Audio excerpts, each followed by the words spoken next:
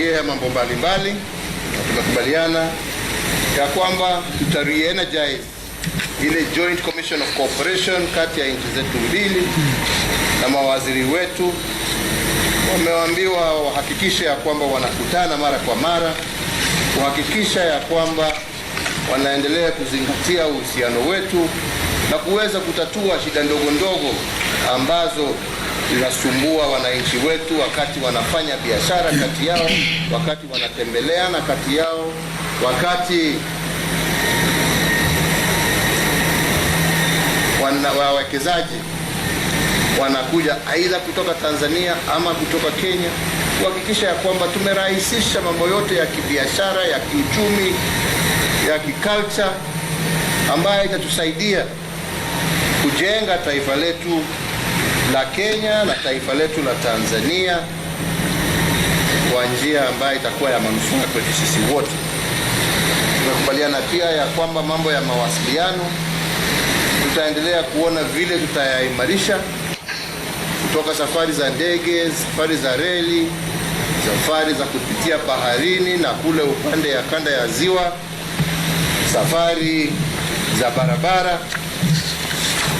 na pia tukasema tutaweka haswa importance ya kuharakisha barabara ya kutoka upande ya Malindi kuelekea Lungalunga mpaka tufike Bagamoyo. Kama mnavyofahamu, nchi zetu mbili sio tu majirani, kama nilivyosema, ni marafiki na ndugu,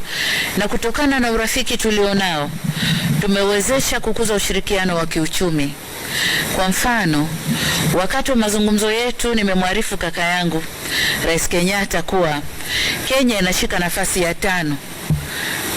kwa uwekezaji ndani ya nchi ya Tanzania,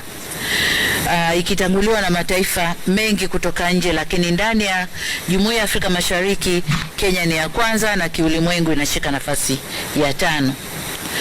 ambapo imewekeza miradi 513 yenye thamani ya dola za Kimarekani 1.7 bilioni, ambayo imetoa ajira zipatazo 51,000 za Watanzania. Aidha, zipo kampuni 30 za Tanzania ambazo zimewekeza mtaji ndani ya Kenya wenye thamani ya shilingi za Kenya bilioni 19 milioni 330 na kutoa ajira kwa watu 2600 na kama 40 hivi. Lakini nikaweka ahadi kwamba Tanzania sasa tutakuja kwa nguvu yote Kenya kuja kuwekeza ili kukuza ile ujazo wa biashara au volume